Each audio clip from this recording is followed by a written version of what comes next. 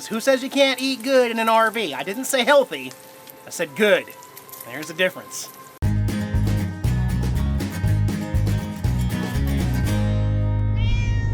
Yep, so I'm just cooking off all the bacon at once, so they only got to clean it up once, and then I'll microwave the next few days from the fridge the leftover bacon.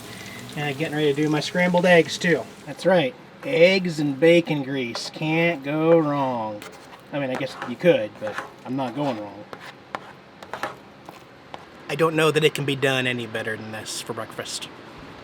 Well, I guess I could get some cheese and ketchup for the eggs and milk to drink. Catch you guys when I get done here.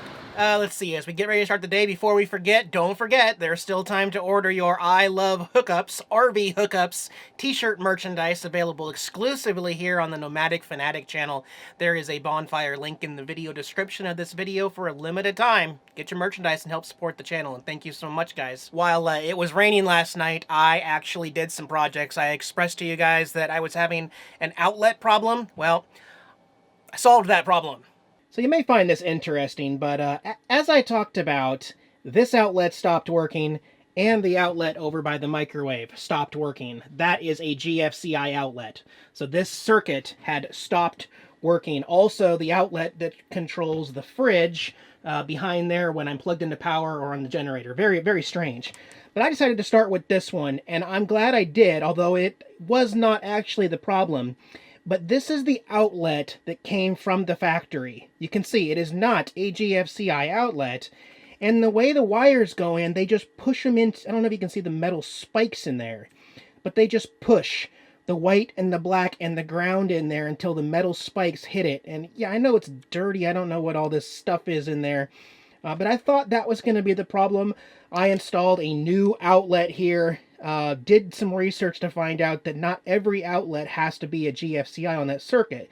Technically just one, and the rest are all the same thing. Any moisture, anything happens here, the GFCI outlet will click and turn it off.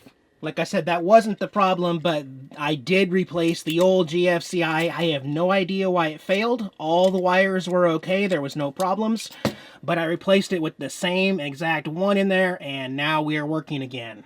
I already tested the fridge with the generator running, so those three outlets on the small appliance breaker are all working again. Strange, but okay, I can't really argue with that. And yeah, I'm back here at Renee's spot, plugged into power today. One last day and one last night in the area, and then we're making some changes. Speaking of changes, I have a pretty big one to share with you. You might remember maybe 3.5 years ago when I was going through Utah, I was having some problems with my Sprint service on my phone. And I basically said, no matter what, I'm going to the best you can get. And at the time, Verizon was the best. I think they still are the best for coverage. But I went with Verizon, and I signed up for a 1 year with a renewal. Well, and I loved Verizon. By the way, it was great for a traveler. I still think it's the best for a traveler. But when the 1 year had expired and it was time to renew, they jacked it up from I think I was paying $89 plus taxes to $129 plus taxes for an unlimited iPhone with limited hotspot capabilities. And at the time I said, nope. I'll go ahead and stop here after my 1 year and we'll switch to AT&T. And so, like I said, for the last about 3 years now, maybe 2.5 years, I have been solely an AT&T customer. Both my unlimited hotspot device and my iPhones have all been AT&T. I guess just Nevada here and here in Maine came to a startling realization that AT&T just does not work. They just don't put towers. And no matter what kind of booster you have, you're not going to be able to just magically produce an AT&T tower where they didn't build one. Okay, it amplifies it if it's there and too far away, but like Route 1, there was just nothing. Anywhere up north, there's nothing. Only here in the Portland, general greater area is there AT&T service. So I went into Verizon and I said, I gotta have it. I miss it. I gotta have it back. Now, I had 3 iPhones, unlocked iPhones on the AT&T network. 3 of them that all work. None of them were eligible to switch over to port into the Verizon network. And I thought that was really weird. Like, they even told me, yeah, these are unlocked phones, but just not compatible with Verizon, even if we put a new SIM card in and everything. So, but I was desperate, and I'm just like, okay, fine.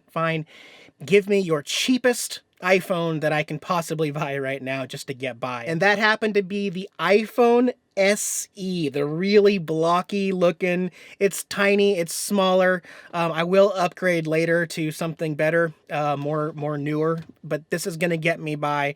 Got a new case with a little magnetic thing so I can put it up here and navigate. Also, it'll be great because this plan comes with unlimited hotspot through Verizon. So if I don't have any AT&T service on my hotspot, I can turn on my iPhone and then upload. It's going to take a little long, probably not very fast, but I will have another source of internet on the road. 2 different carriers, 2 of the best, as far as what most people consider the top 2 are AT&T and Verizon. So it was just time to make that change. And now, speaking of change, I don't actually know if we're saying goodbye to Maine yet.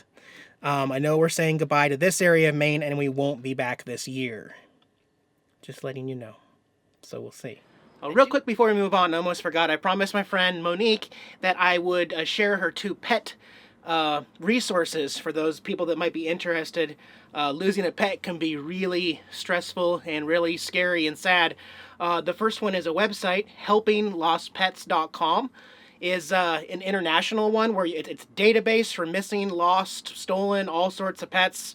I'll put the link in the video description below if you guys want to check that one out. And the second one is more of a preventative one here in the New England area, which is canine tracking, lostpettrackingdogs.com. So you essentially put your pet's scent on here, and I already have one. This is an extra one, but I have Jax's scent on one of these gauze pads in a bag in case Jax ever goes missing in the area. There are canine tracking pets that can help find your pet. So again, I'll put that link in the video description below. Thank you, Monique, for the information. And also my buddy Wayne, RV Prepper Wayne, actually has an exclusive video over on his channel right now that you might want to go check out if you watch me. Wayne's a good friend of mine. He's a great mechanic down in Florida.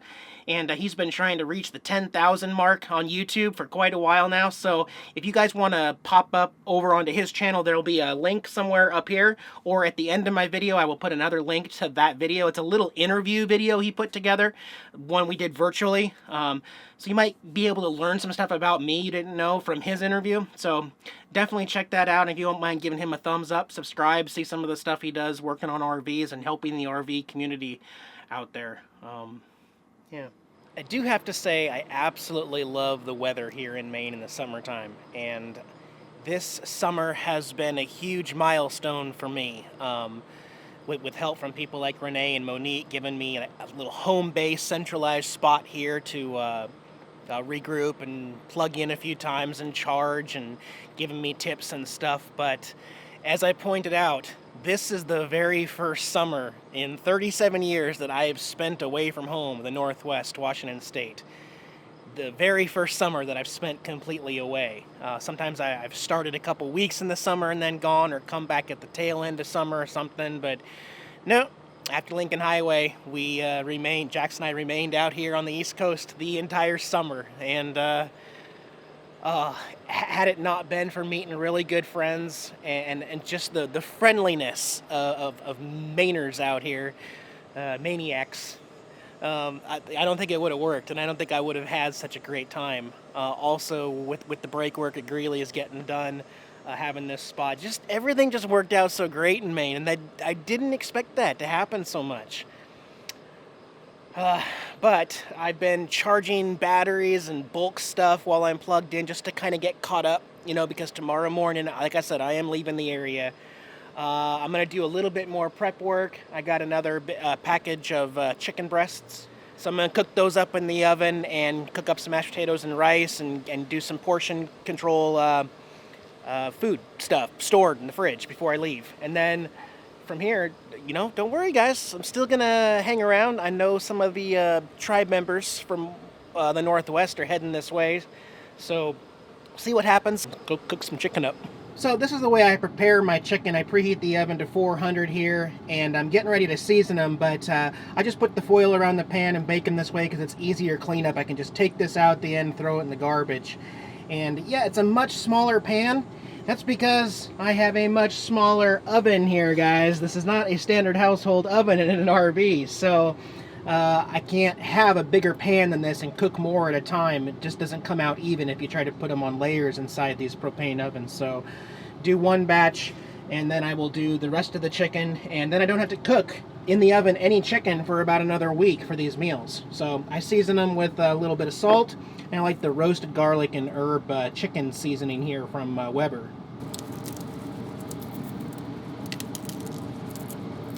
Yep.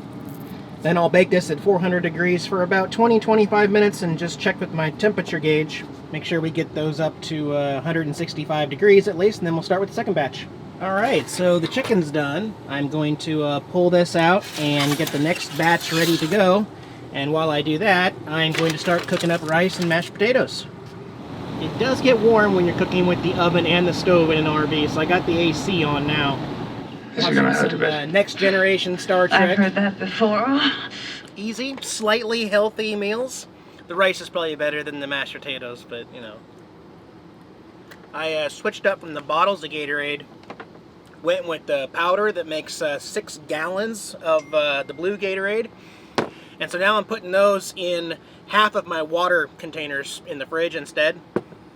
No, just more tastier than just plain water, and it's not soda, so it doesn't have as much sugar in it. That's it though, guys. Next video will be something very, very different as we continue to enjoy New England area here. So thanks for sticking around. Goodbye, Maine. Well, not quite the state of Maine, but you know what I mean. Alright guys, bye-bye.